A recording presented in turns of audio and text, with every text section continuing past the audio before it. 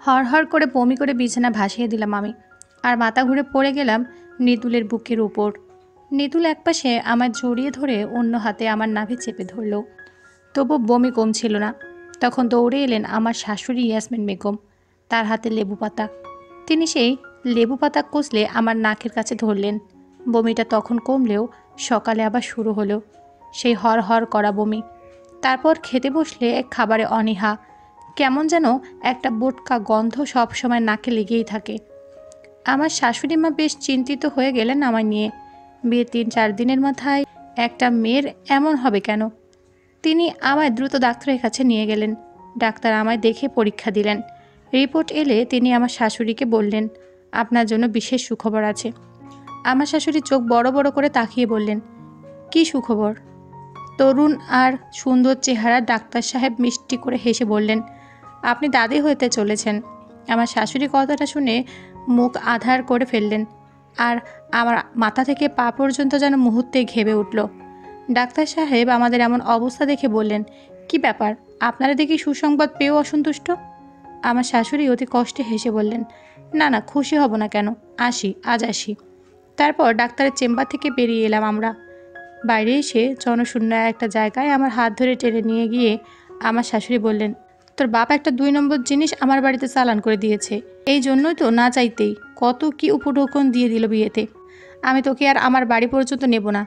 বেশ, মেয়ে ছেলে আমার ঘরের চৌকাঠ পেরোতে পারবে না। আমার হঠাৎ করে কান্না পেয়ে যাচ্ছিল, কারণ আমি আগে সতর্ক থাকা সত্ত্বেও এমন ভুল হয়ে গেছে। বাবা মাও তো এই ব্যাপারে কিছু জানে না, জানি শুধু আমি আর নিতুল।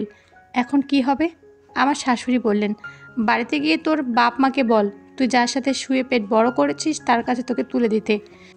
শাশুড়ির এই কথা শুনে লজ্জা এবং ঘৃণায় আমার চোখ ফেটে জল এসে গেল। হঠাৎ মাথাটাও কেমন ঘুরে উঠল, পেটে চক্কর দিয়ে শুরু হলো বমি।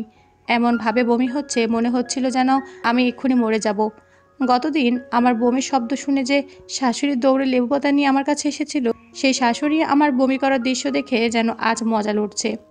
আমি অতি কষ্টে একটা বিদ্যুতের খামে ভর করে দাঁড়িয়ে বমি করতে লাগলাম, আর এক হাতে নিজেই নিজের নাভিতে শক্ত করে চেপে ধরলাম। আর সেই সময় মনে করতে লাগলাম নিতুলের কথা। নিতুলের সাথে আমার প্রথম বিয়ে হয়েছে আরও 1 বছর আগে। সে বিয়ে ছিল আমাদের লুকানো বিয়ে। আমরা যে প্রেম করে গোপনে বিয়ে করেছি, সেই প্রেম কিংবা বিয়ে সম্পর্কে কেউ জানতো না নিতুলের জন্যই। সে খুব চতুর টাইপের ছেলে, আর নিতুল আমায় বলেছিল তার পরিবার খুব কড়া এইসব বিষয়ে। তাদের ছেলে প্রেম করে কাউকে বিয়ে করছে এমন খবর শুনলে নাকি তাকে ত্যায্য পুত্র করে দেবে তার বাবা মা। এর আগে নাকি এমন কারণে নিতুলের এক চাচাতো ভাইকেও ত্যায্য করা হয়েছে। কি সাংঘাতিক ব্যাপার! এই জন্যই তো আমাকে সব কিছু লুকিয়ে রাখতে হয়েছিল। তারপর আবার নতুন করে একজন ঘটকের মাধ্যমে আমাদের বিয়ে হলো, আর আমাদের 2 পরিবারের কেউই জানে না। নিতুল আর আমার আগে থেকে পরিচয় ছিল, কিন্তু এখন যে এই ঘোর বিপদে পড়েছি, এখন আমার কি হবে? নিতুলের কাছে কোনো কিছু জিজ্ঞেস না করে তো আমি কিছু করতেও পারবো না, এমনকি শাশুড়ির কাছেও কিছু বলতে পারবো না। আর শাশুড়ি যে আমায় এখনই বাড়িতে চলে যেতে বলছেন, বাড়িতে গিয়ে আমি কি জানাবো বাবা মাকে? আমার শাশুড়ি ইয়াসমিন বেগম আমায় এখানে রেখে কখন অদৃশ্য হয়ে গেছেন সে খেয়ালই করিনি আমি। বমি থামলে হঠাৎ সামনে চেয়ে দেখি তিনি এখানে নেই। তারপর আস্তে আস্তে হেঁটে আশেপাশে খুঁজেছি, কোথাও তিনি নেই। তাহলে তিনি আমায় এখানে রেখে বোধহয় বাড়িতেই ফিরে গেছেন। আমার মতো অসুধীকে তিনি সাথে করে নিয়ে যাবেন কেন? কিন্তু আমার মাথা ঘুরতে লাগলো এই ভেবে যে আমি নিজেকে কি করে সতী প্রমাণ করব। রাস্তার ধারে একটা ইটের উপর বসে থেকে ভাবছি কি করব আমি। এদিকে সন্ধ্যা গলে গাঢ় রাত্রি নেমেছে পৃথিবীতে। দূরের সব বাতি জ্বলে উঠেছে শহরে, কিন্তু আমি যেখানে বসে আছি সেখানে কোনো বাতি নেই, কারণ এই জায়গাটা জনশূন্য। কেন জনশূন্য কি জানি। এখানে বসে থাকতে ভালো লাগছে না। উদ্দেশ্যহীন এখানে বসে থেকে লাভ কি? এটা তো আর সিনেমার কোনো গল্প নয় যে নায়িকা ঘোরতর বিপদে এভাবে অন্ধকারে একা একা বসে থাকবে, আর হুট করে কোথা থেকে যেন নায়ক এসে তাকে ঘরে ফিরিয়ে নিয়ে যাবে। কিন্তু এখান থেকে উঠে বা কোথায় যাব আমি? কার কাছে গিয়ে এসব কথা বলবো? আমার তো মনে হয় বাবা মাও এসব কথা বিশ্বাস করতে চাইবে না। তারা সন্দেহ করে বলবে, কার সাথে তোর সম্পর্ক ছিল বল। অবশ্য একটা গুন্ডার মতো ছেলে, তার নাম হিমেল, সে আমার পেছন পেছন সবসময় ঘুরতো। বাবা মা যদি হিমেলকে নিয়ে আমার সন্দেহ করে? মশা কামড়াচ্ছে আমার হাতে পায়ে, আর হঠাৎ সামনে তাকিয়ে দেখলাম আমার কাছ দিয়ে একটা মাঝবয়সী লোক একটা মেয়েকে জড়িয়ে ধরে হেঁটে হেঁটে পেছনে যে পুরনো আধভাঙা ভবনটা আছে সে ভবনটার দিকে চলে গেল। বিষয়টা আমি বুঝতে পারলাম না। খানিক পর আরেকটা অল্পবয়স্ক ছেলে একটা মেয়েকে নিয়ে এসে বসলো আমার থেকে খানিক দূরে। আর ছেলেটি মেয়েটিকে নিয়ে আমার সামনেই মেয়েটির গা থেকে কাপড়গুলো খুলে নিল। আর মেয়েটি কী সব অশ্লীল কথা বলতে লাগলো ছেলেটির সাথে। তখন আমি বুঝতে পারলাম আসলে এই জায়গাটি দিনে জনশূন্য থাকলেও রাতে এটা জনপূর্ণ, এবং এটা কোনো ভালো জায়গা নয়, পাপপুরী। পাপ যেখানে হয় সেখানে সবসময় অন্ধকারে ঢাকা থাকে। আমার এখন খুব ভয় করছে। যেভাবেই হোক এখান থেকে জলদি আমার কেটে পড়তে হবে। না জানি কখন এসে নিজের ওপর বিপদ চেপে বসে। কিন্তু কপাল মন্দ হলে যা হয়, ভাবার সাথে সাথে বিপদ শুরু হয়ে গেল। হঠাৎ একদল ছেলে এসে আমার চারধার ঘিরে ধরল। তারপর ওদের থেকে এক ছেলে আমার শরীরে এসে নাক টেনে ঘ্রাণ শুকে নিয়ে বলল, এর বাবা, এ তো অনেক দামের জিনিস রে। আর একটা ছেলে তখন আমার পিঠ টিপে দিয়ে বলল, একেবারে বালিশের মতো নরম। আমি ভয়ে কেঁপে উঠলাম। তখন একটি ছেলে বলল, ফিস কত রে তোর, ঘন্টায় কত নিস? আমি কেঁদে ফেললাম ভয়ে আর বললাম, আমি ভালো মেয়ে ভাই, আমাকে যেতে দিন আপনারা। কথাটা বলে উঠে দাঁড়াতে চাইলে দুটো ছেলে আমার পেছন থেকে আঁকড়ে ধরল। আর একটি ছেলে এসে আমার বুকে তার হাত ছুঁয়ে দিয়ে বলল, ফিস বাড়াতে সব প্রথম প্রথম এমন বাহানা করে, কিন্তু তোকে আমরা ফিস টিস কিছুই দেব না আজ। বলে এই ছেলেটা আমার চুল টেনে ধরে আমার ঠোঁটে ঠোঁট ছোঁয়াতে লাগলো। আর তখন আমার এমন বমি শুরু হলো, বমিতে একেবারে ওই ছেলেটা সারা শরীর নষ্ট হয়ে গেল। কিন্তু ওই ছেলেগুলো এতটা নোংরা যে আমায় নিয়ে বমি করা অবস্থায় কাড়াকাড়ি করতে শুরু করলো। ওরা যেন কোনো মানুষ নয়, ক্ষুধার্ত কুকুর। অনেক দিন পর সামান্য খাবার পেয়ে কার আগে কে খাবে তা নিয়ে ওদের মধ্যে ভীষণ প্রতিযোগিতা। ছেলেগুলো আমায় ফেলে দিল নিচে। তারপর আমার শরীর থেকে এক এক করে খুলে নিতে লাগলো কাপড়। আমার নিচে উঁচু নিচু পাথর আর ইটের টুকরো। পিঠে ভীষণ ব্যথা পাচ্ছি আর সতীত্ব সম্ভ্রম হারানোর ভয়ে শিউরে উঠছে বারবার। ওরা কি তবে আমার সতীত্ব হরণ করেই ছাড়বে? আমি গলা ছেড়ে চিৎকার করে উঠলাম, বাঁচাও, প্লিজ কেউ বাঁচাও আমায়। ওদের থেকে অনেক কসরত করছে আমি বেঁচে যেতে, কিন্তু কিছুতেই কিছু হচ্ছে না। আমি একা কিছুতে ওদের হাত থেকে বাঁচতে পারবো না। আমায় কি কেউ বাঁচাবে? কেউ একজন এগিয়ে এলো হঠাৎ। অন্ধকারে তাকে চেনা গেল না। যে এগিয়ে এলো সে একাই কি করে যেন 8-10টা ছেলেকে ঘায়েল করে ফেললো। আমার মনে হলো এ নিশ্চিত বীর পুরুষ হবে। মনে মনে কৃতজ্ঞতা প্রকাশ করে চোখ খুললাম। ওই ছোকরাগুলো ততক্ষণে দৌড়ে পালিয়েছে খেক শিয়ালের মতো। আর যিনি আমায় বাঁচাতে এসেছেন তিনি তার টর্চ ধরলেন এদিকে, এবং আমার মুখ দেখে চমকে উঠে বললেন, নাতাশা। তার কণ্ঠে আমার নাম শুনে হতবাক হয়ে তাকাতে দেখলাম ডাক্তার ইমতিয়াজ। বড় অবাক করা কাণ্ড। আমি যে ডাক্তারের কাছে আজ এসেছিলাম তিনি আমার নাম পর্যন্ত মনে রেখেছেন। আমি ফ্যাল ফ্যাল করে তাকিয়েছিলাম ইমতিয়াজের দিকে। ডাক্তার ইমতিয়াজ তখন অন্যদিকে তাকিয়ে তার নিজের গা থেকে শার্টটা খুলে আমার হাতে ছুড়ে দিয়ে বললেন, এটা পরে নিন আগে। আমি ওনার পরনের জামার দিকে তাকিয়ে দেখি ওই শয়তানগুলো আমার জামাটা ছিঁড়ে ফালা করে ফেলেছে।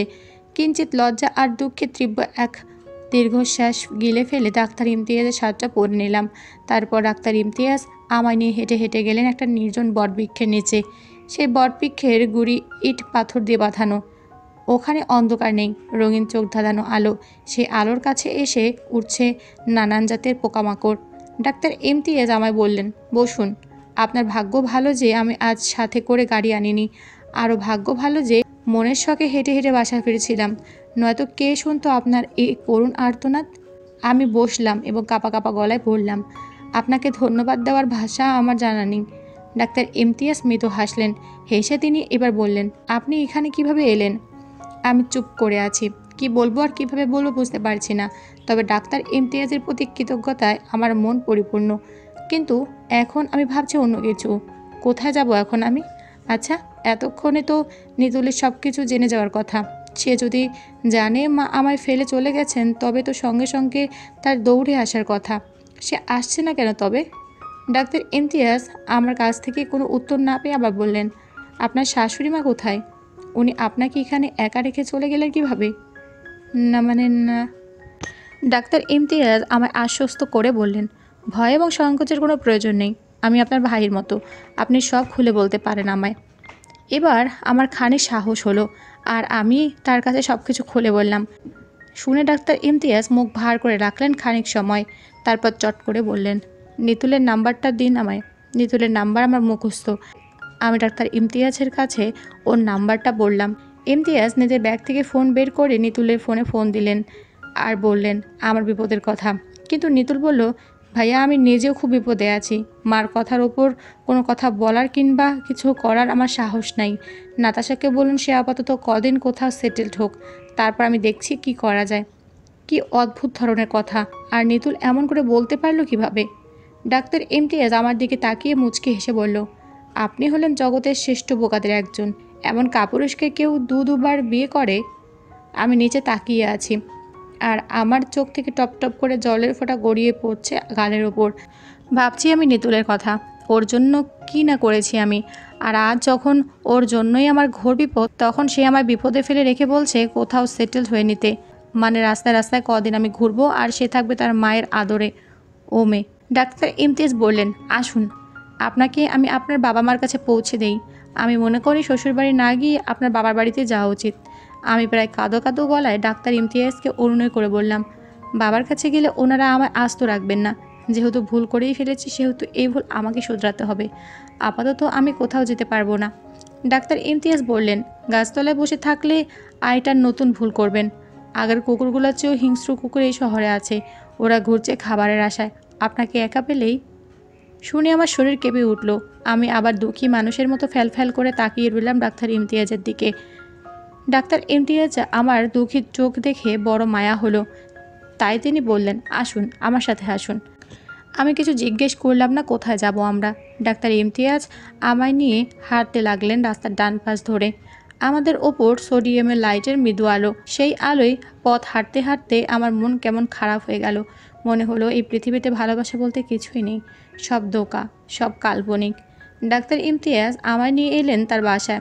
একেবারে নীরব নির্জন একটা বাড়ি। পুরো বাড়ি শূন্য, আর একটি প্রাণীকেও দেখা গেল না সারা বাড়িতে। আমি অবাক হয়ে জিজ্ঞেস করলাম, আপনি কি এখানে একাই থাকেন? ডাক্তার ইমতিয়াজ বললেন, যার কেউ নেই তার তো একাই থাকতে হবে। আমি অবাক হলাম। অবাক হয়ে জিজ্ঞেস করলাম, কেউ নেই মানে আপনার ওয়াইফ কোথায়? ইমতিয়াজ হা হা করে হাসলেন। তারপর বললেন, ছাড়ুন ওসব কথা, আপনি ওয়াশরুমে যান। ওই যে ওই ওয়াশরুম, ফ্রেশ হয়ে আসুন। আমি ওয়াশরুমের দিকে হেঁটে যাচ্ছিলাম, তখন আবার পেছন থেকে ডাক্তার ইমতিয়াজ। আমি দাঁড়ালাম। তিনি বললেন, একটু এদিকে আসুন। আমি নির্ভয়ে এগিয়ে গেলাম তার সাথে অন্য একটি ঘরে। ইমতিয়াজ এবার একটা মস্ত আলমারি খুললেন আর ওখান থেকে বের করে আনলেন 3 রঙা 3টি শাড়ি, গোলাপি কলাপাতা রঙা আর গাঢ় নীল। তারপর বললেন, কোনটা পরবেন বলুন। আসলে 3টা শাড়ি খুব সুন্দর, কিন্তু আমার খুব সংকোচ লাগছিল যে কোনো একটা নিতেই। আর কার না কার এসব শাড়ি। আমি এবার জিজ্ঞেস করলাম, ঘরে মেয়ে মানুষ নাই তো এই শাড়িগুলো কার? ইমতিয়াজ বললেন, আমার বোনের। বোন? আপনার বোন এখন কোথায়? ইমতিয়াজের চোখে জলের রেখা দেখা গেল। তিনি আলগোছে সেই জল হাতের পৃষ্ঠ দিয়ে মুছে নিয়ে বললেন, এখন নেই।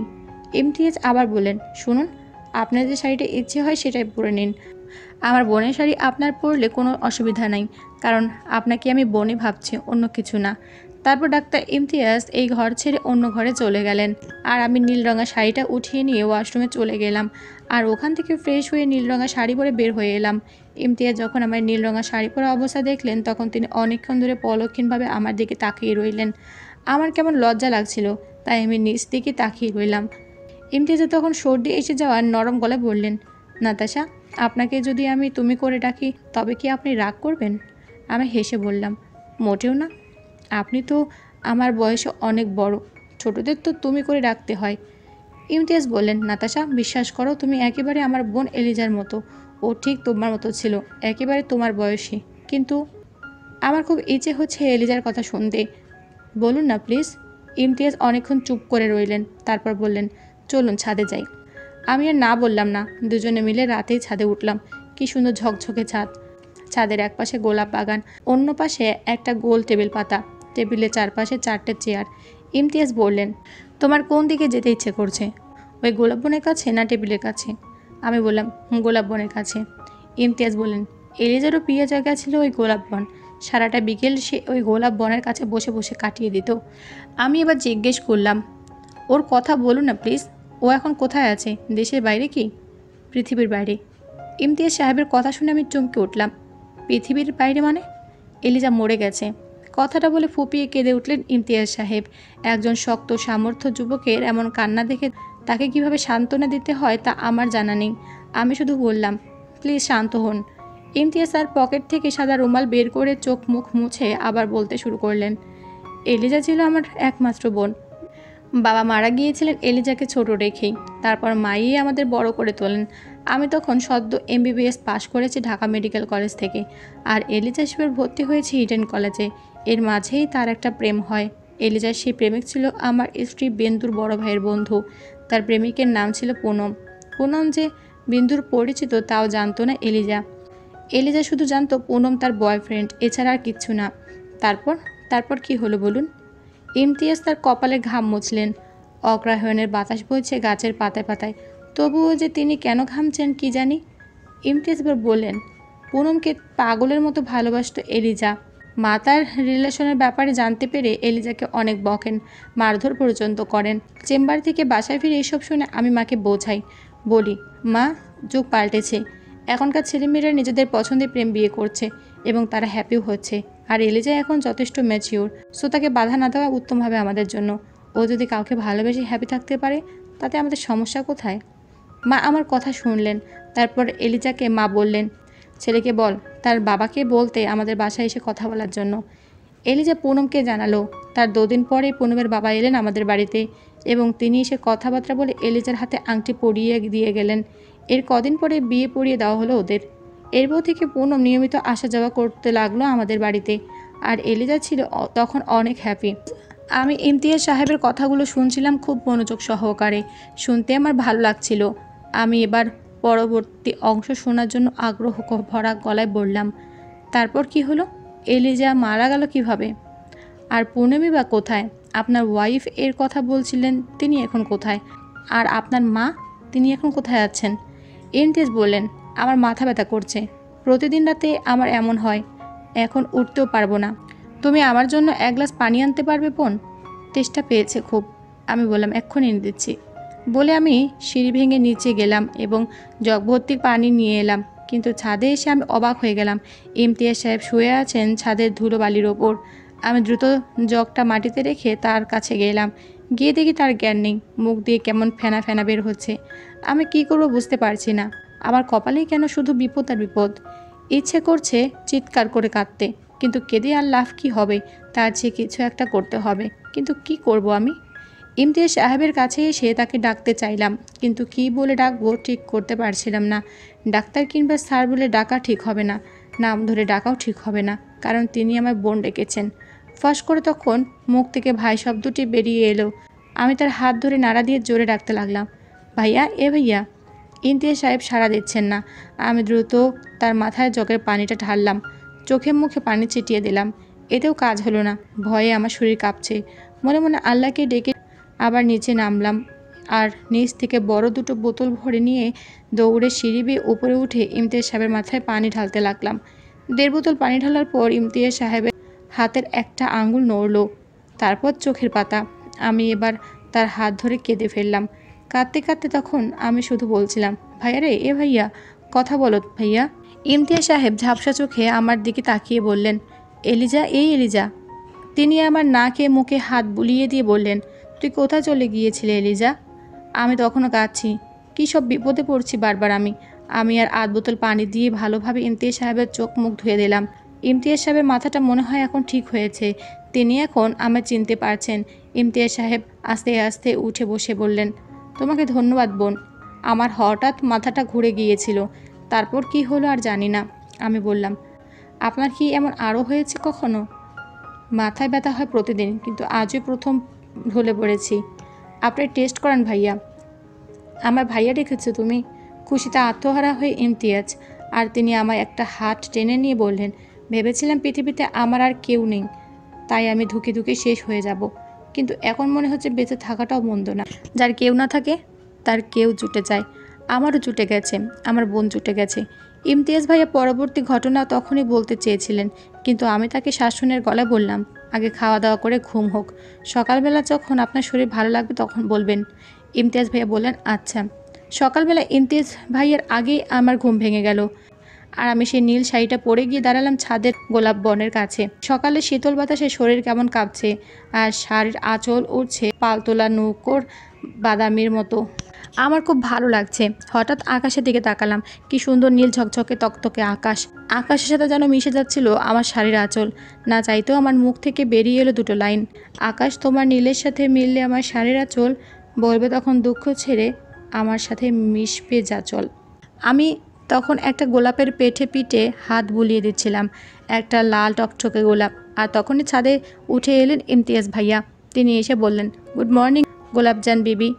পেছনে তাকিয়ে দেখি ইমতিয়াজ ভাইয়া হাসছেন। তার মুখ থেকে গোলাপজাম নাম শুনে আমার ভীষণ হাসি পেয়ে গেল। ইমতিয়াজ ভাইয়া বললেন, তোমাকে বেশ লাগছে, একেবারে আকাশের নীলের সাথে মিশে গেছো তুমি। আমি না মিশলেও আপনার দুঃখগুলো মিশে গেছে ভাইয়া। বেশ তো, যে আকাশ হতে জানে সে মহৎ হতেও জানে। তারপর আবার আমরা বসলাম গোলাপ বনের কাছে। একটা প্রজাপতি তখন ভূছট দিয়ে চলে গেল আমাদের পাশ কাটিয়ে। তারপর আরেকটা, খুব ভালো লাগছিল তখন। আমি বললাম, ভাইয়া আপনার শরীরটা এখন কেমন? ইমতিয়াজ ভাইয়া মৃদু হাসলেন, তারপর ফুলগুলোর দিকে তাকিয়ে বললেন, ভালো আছি। এবার আমি কিছু একটা তাকে বলতে চাচ্ছিলাম, কিন্তু তার আগে তিনি বলে উঠলেন, ঠিক এভাবে আরও 3 বছর আগে আমি আর এলিজা বসেছিলাম মুখোমুখি। এলিজার চোখ ভরা জল তখন। সে আমার ভেজা গলায় বলল, ভাইয়া ভাবির সাথে না আগে থেকে পুনমের পরিচয় ছিল। আমি অবাক হয়ে বললাম, তাই নাকি? তাহলে তো ভালোই। ভাবি বড় ভাইয়ের বন্ধু পুনম। আচ্ছা, খুব ভালো। ভালো না ভাইয়া? ভালো না একটু, বলে ফুপিয়ে কেঁদে উঠল এলিজা। আমি অস্থির হয়ে ওকে জিজ্ঞেস করলাম, কি হয়েছে এলিজ? তোর কি হয়েছে? এমন করছিস কেন তুই হঠাৎ? এলিজা মুখে শাড়ির আঁচল গুজে দিয়ে বলল, ভাইয়া ভাবির সাথে পুনমের আগে থেকে রিলেশন ছিল, এখনও আছে। শুনে কেমন অবিশ্বাস্য লাগলো কথাটা। আমার মনে হলো এলিজা হয়তো কোনো কারণে বিন্দুকে ভুল বুঝছে। হয়তো ওরা আগে থেকে পরিচিত বলে একসাথে ওদের গল্প করতে দেখে এলিজা ভেবে নিয়েছে অন্য কিছু। আসলে কাউকে বেশি ভালোবাসলে এমন হয়, ভালোবাসার মানুষটিকে নিয়ে সবসময় ভয় কাজ করে। অন্য কারোর সাথে মিশতে দেখলেই ভয় করে। মনে হয় অন্য কেউ যদি তার ভালোবাসার মানুষটিকে তার কাছ থেকে ছিনিয়ে নেয়। এইসব কিছুই ভাবছিলাম আমি, আর এলিজাকে সান্ত্বনা দিচ্ছিলাম। কিন্তু এলিজা এবার যে কথাটি বলল তা আরও ভয়াবহ। সে বলল, বিন্দুর সাথে পুনমকে অন্তরঙ্গ অবস্থা দেখেছে। তখন সে ওয়াশরুমে ছিল এবং চট করে ওখান থেকে ফিরে আসতে চোখে পড়ে তার এমন দৃশ্য। এলিজার কথাগুলো শুনে আমার কান কেমন গরম হয়ে উঠল, আর পায়ের মাটি কেমন যেন দূরে সরে যেতে লাগলো।